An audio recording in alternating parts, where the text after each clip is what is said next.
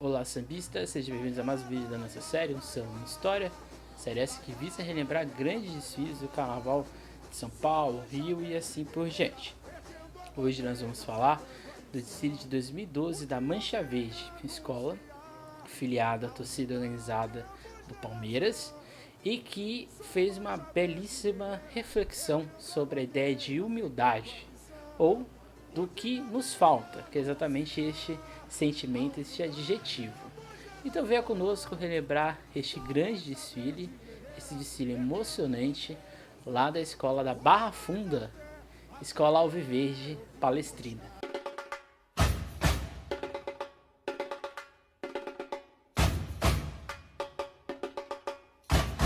Ficha técnica da escola Enredo, pelas mãos do mensageiro do Axé, a lição de Odu Bará, a humildade.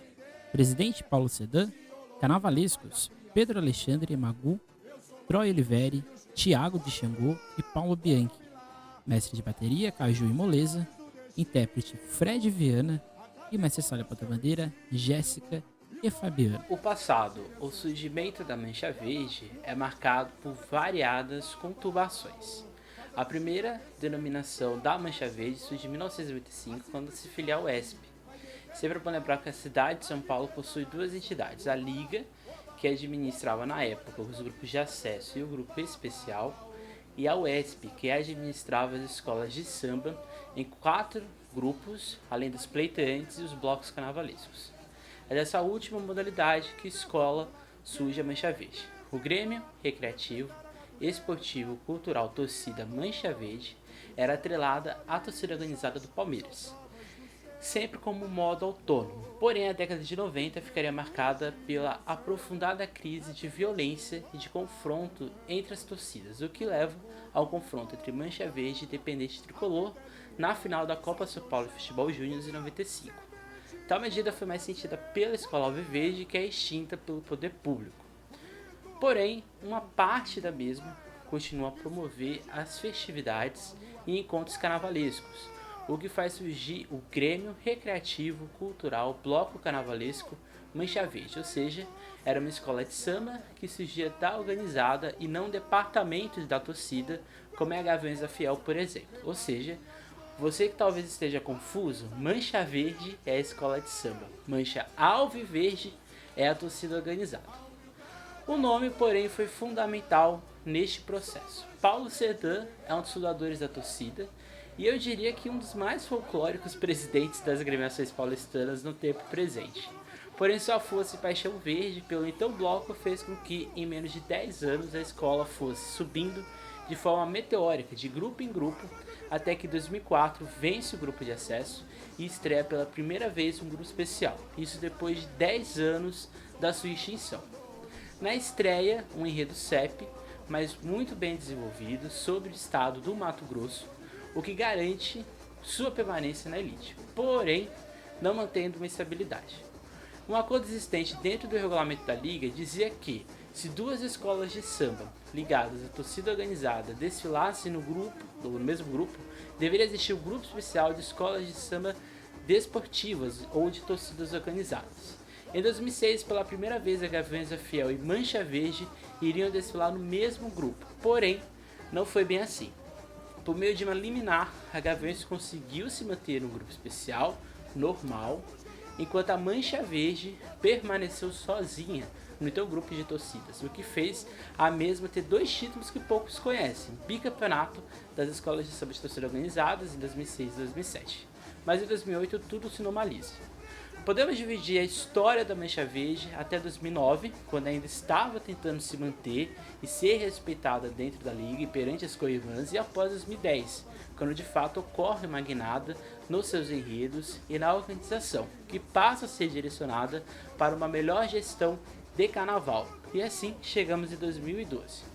A escola vinha de uma sequência de quartas colocações, sendo que em 2010, se não fossem as notas baixas de alegoria, ficaria ou com a segunda colocação ou até mesmo com o título no enredo sobre educação. Em 2011, com o enredo sobre gênios, mantém a boa posição, mas em 2012 a escola decide falar de um enredo afro, algo incomum nas escolas de samba de torcida, e o segundo enredo dentro desse tema na escola. o que nos leva ao enredo Pelas Mãos do Mensageiro, do axé A Lição de Odu-Obará, a Humildade, que visava falar do tempo presente através de uma das lendas que envolve Xangô. Mas como é comum em nossos vídeos, vamos ouvir um dos sambas mais bonitos da Mancha Verde do carnaval paulistano, composto por Amene Poesia, Chanel e Fred Viana. Olha o dia, olha o dia, e aí? A humildade é a concentração. Sou mancha verde guerreira, erguendo a bandeira, aceitando. Olha o dia. E aí? Eu sou o quê? Sou mancha verde guerreira, erguendo a bandeira. Olha mais a pé eu fui buscar. Com meu amor ao mensageiro, soldar orixá. A dor de um mundo inteiro, tenho a sede de saber. E ainda muito quero. Senhor Aru! Eu sou. Orumilá, criou senhores do destino. A cada encontrou seu ensino e dou em conhecer as direções. Oba, o olhar de cobiça vai descer. Faz a justiça vencer. Meu pai chamou. A simplicidade vai determinar a riqueza na lição de Obará. Oba, o olhar de cobiça vai descer. Faz a justiça vencer. Meu pai chamou. Vai determinar. Vem preservar, vamos lá. Vem preservar, respeitar a natureza do Criador, dos orixás. Bora puro balanço! E os ventos de Yansan levem hoje uma bananão no encontro com o mar. Sementes vão trazer as folhas do corpo.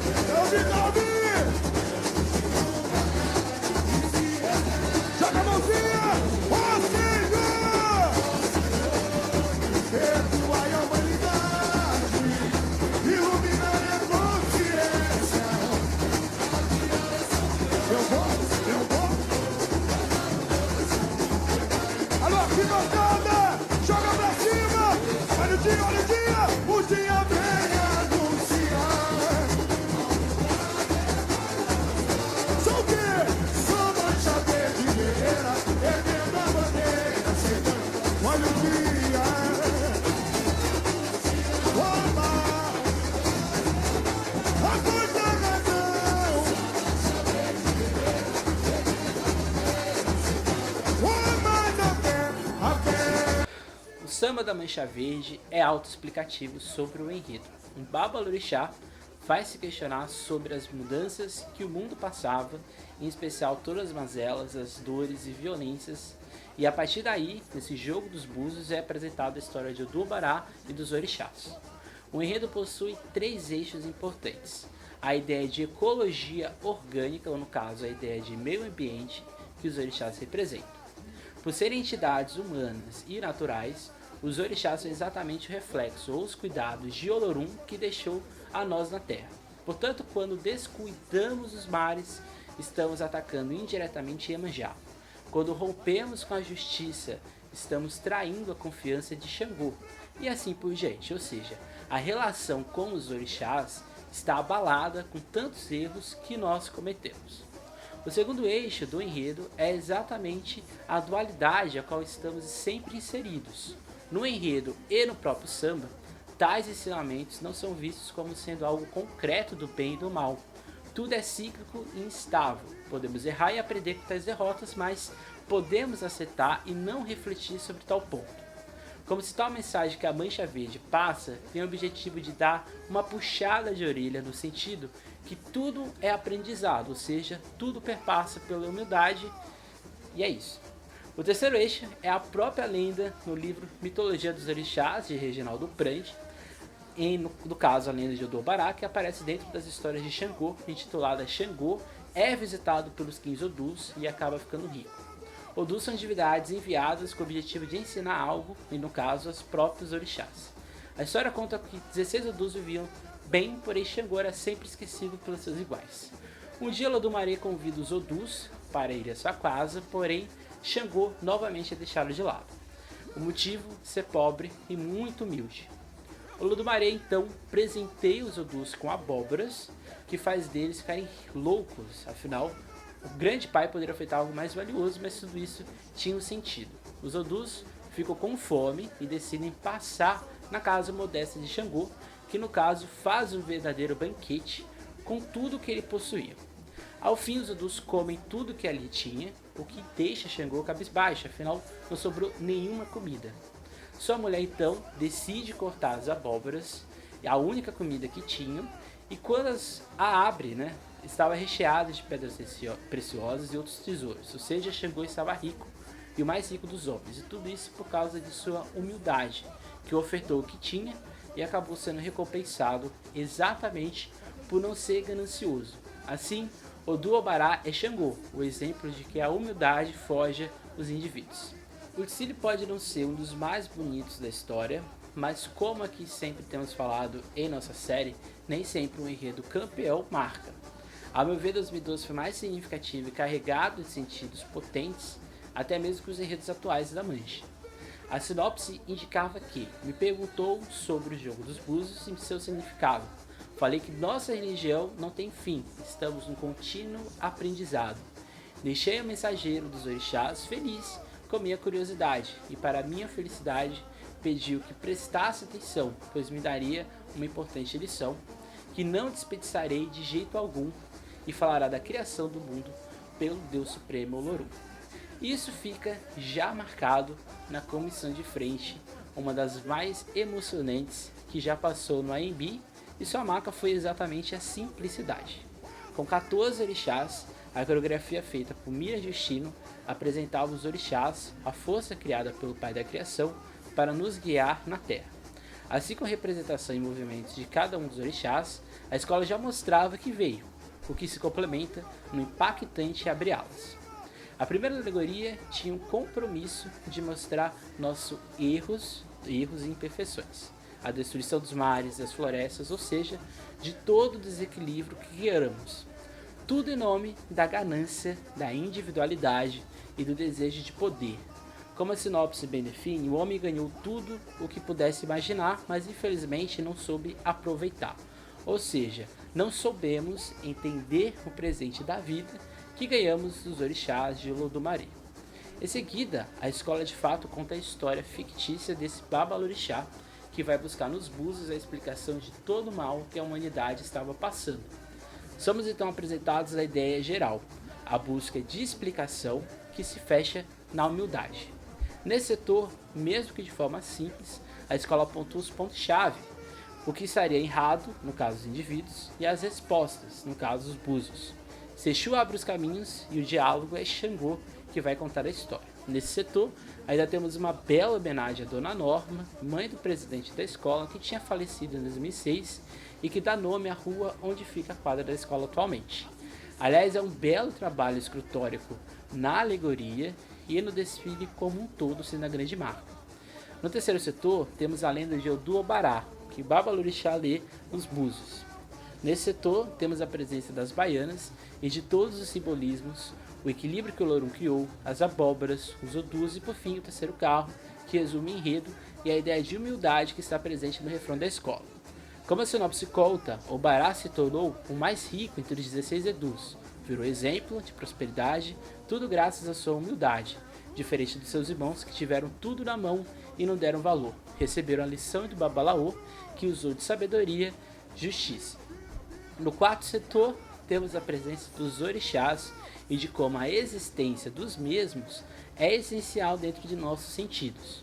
E fazendo uma citação longa da sinopse, compreende agora por que o mundo está de pernas para o ar? O homem ganhou presentes de todos os orixás, da riqueza de Exum, a vida de Oxalá, ganhou o corpo de Nanã, o vento de Ansã e o amor de Iemanjá. Teve nas mãos a riqueza de Oxum, a força de Exu e a perseverança de Jeová. Não deu valor à justiça de Xangô, à esperança de Oxumaré e os segredos de Euá. Desprezou os presentes dos Ibejis, de Ossain, Oxóssi e Boloaê. O resultado de tanto desrespeito não foi difícil de prever. Afinal, tudo de ruim que o homem plantou agora começou a colher. Ignorou as divindades, achou que o mundo foi criado para o seu bel prazer. Demonstrou a cobiça, a arrogância, usou a natureza com ganância, destruiu sem consequência, sem peso na consciência. Esta falta de respeito deixou os orixás revoltados. Todos os desastres são um reflexo da forma que foram tratados, ou seja, aqui temos o transporte da lenda para as mensagens do candomblé da humildade. E por fim, o último setor, a mensagem que a escola quer passar é de ensinamento. Somente a humildade pode retomar esse elo entre o Aie e o Orum, o céu e a terra. Somente quando reconhecemos nossos erros é que poderemos ter um mundo repleto de bondade, de equilíbrio e axé. É um enredo que, mesmo que seja complexo em sua montagem, se revela crítico, porém se fazendo valer de uma lenda africana para compor seu corpo. E temos nesse setor uma inovação. Se o abre-alas era destruição, o último carro era a redenção, ou no caso, o símbolo da humildade e do equilíbrio. E terminando com a sinopse, aproveitando esta linda lição, a Mancha Verde humildemente aos orixás pede perdão e assume o seu papel diante do mundo inteiro de trabalhar por dias melhores e do axé ser mensageiro, mostrar a todos que a cobiça e a ganância só trazem destruição onde houver desrespeito com a natureza. Levaremos a conscientização. Lutaremos por um novo tempo de harmonia entre os orixás e toda a humanidade, e assim como o do Obará, seguiremos nossa trajetória no caminho da humildade. O desfile encerrou a primeira noite de desfiles e a escola, na apuração, não era a grande favorita, peso esse que ficou com a Mocidade Alegre e com a Rosa de Ouro. Mas, pelo belo desfile e mensagem, a escola era vista sim como uma possível surpresa, tendo visto as últimas posições. Em alegorias, a escola não perde pontos, apesar de 9,8, mas que foi descartado. Porém, em fantasias, a escola perde muitos décimos. São 9,8, 9,7 e 9,9 no total de notas válidas. São 3 décimos perdidos. Em enredo, a escola não perde décimos, apesar de um 9,9 ser descartado. Em Mestre Sala Ponto Bandeira, a escola perde um décimo, agora somando 0,4 de décimos perdidos, o que afastou a escola do título. Em bateria, 3 notas 10, a educação perfeita do Mestre Caju e Mestre Moleza. Em harmonia, a escola volta a perder um décimo. Em evolução e samba enredo, a escola tira 10 completo. Mas é em comissão de frente que o circo pega fogo. Um componente vestido com a blusa do Império de Casa Verde, nosso viajante do tempo, simplesmente bate a área de leitura das notas e rasga tudo, ou seja, apenas uma nota foi revelada, no caso um 10. Esse ato paralisou a apuração, que deu o título à Mocidade Alegre, e um quarto lugar para a Mancha Verde, meio ponto atrás da campeã. As notas de fantasia e harmonia foram fundamentais para o resultado, que em si não considero como injusto. O que não tira o mérito de ter sido um dos melhores desfiles daquele ano, e para mim atrás apenas da Mocidade Alegre. Um vice-campeonato não teria sido um problema, não seria nada espantoso tendo visto o desfile da Mancha Verde. Eu acho que é o melhor desfile da Mancha Verde na sua história. Acho que é muito complicado a gente fazer essa análise, né, tendo visto que a Mancha Verde acabou de ser campeã num desfile sobre em 2019, um desfile arrebatador. Mas acho que 2012, pra mim, pelo menos, tem mais representação. É um enredo com significados, com mensagens, e que a escola deveria explorar mais, né, esse tipo de enredo, esse tipo de temática. A Mancha Verde, como eu disse, é uma das poucas escolas de samba de torcida que se sentem confortáveis, ou se sente confortável em falar sobre um enredo de temática africana e religiosa. Não é à toa que é a única escola de torcida que venceu dentro desse tema. Então é um enredo histórico, eu diria. É um enredo que tem uma carga emocional muito grande, não só por causa da mensagem do Obará e da humildade, mas também da representação, da importância da Dona Norma dentro da agremiação, não só na constituição do Paulo Cedan, mas também da escola como um todo. Dona Norma era uma praticante do candomblé, então era um enredo meio que homenagem a ela, é um enredo dela, se assim podemos dizer. Existe todo um contexto ali de humildade que a escola pregou também dentro do futebol, no caso do ex-goleiro Marcos, que é um símbolo da humildade dentro do City. E é basicamente isso, né? A Mancha Verde não ganha. 2012 é um ano bem estranho no Carnaval de São Paulo. Acho que a Rosa de Ouro, que ficou em segundo lugar com a Hungria, e a Vai Vai, que falou das mulheres, ficou em terceiro. Eu acho não, tenho certeza. A Mancha Verde desfilou melhor que essas duas. Então o vice-campeonato não teria sido nenhum problema. Acho que o título seria um pouco forçado, já que o enredo de Jorge Amado da Mocidade foi arrebatador. Mas a Mancha Verde poderia sim ter ficado com o vice-campeonato, que não teria sido nenhum problema naquele ano. A Mancha vai, em 2013, cair no grupo especial, na polêmica do corpo, e vai ficar numa série de vai e vem, né? 2014 desfila no especial, 2015 cai de novo, vai para acesso, 2016 desfila no especial, e aí a gente vai ter uma sequência ali que vai culminar com o título em 2019, o primeiro da história da Mancha Verde, e na coroação de todo esse trabalho de sedimentação que a escola está fazendo desde 2004, quando a escola vence o grupo de acesso, dá homenagem à imigração italiana, nos 450 anos da cidade de São Paulo, e estreia em 2005, eu diria que surpreendendo todo o carnaval. Eu tenho uma apreciação gigantesca pela Mancha Verde. A primeira escola de samba que eu vi ao vivo, né, no Sambódromo foi de 2005 da Mancha Verde. Então a estreia da Mancha Verde no especial foi a minha estreia também no Sambódromo, então faz um pouquinho ali de tempo. A Mancha Verde é uma escola de samba de torcida, é uma das primeiras a aderir esse projeto de escola separado da torcida. Sim, que isso foi por causa de uma imposição jurídica, mas isso não exclui o fato da escola ter essa dimensão, eu diria até que familiar, que é muito comum dentro da escola. Então é isso. Esse foi o nosso Samba Uma História sobre o desfile da Mancha Verde, sobre a humildade. Um ano de polêmicas, né, por causa da apuração também. Quando eu falo viajante do tempo, é porque ele é o nosso viajante do tempo, porque ele aparece.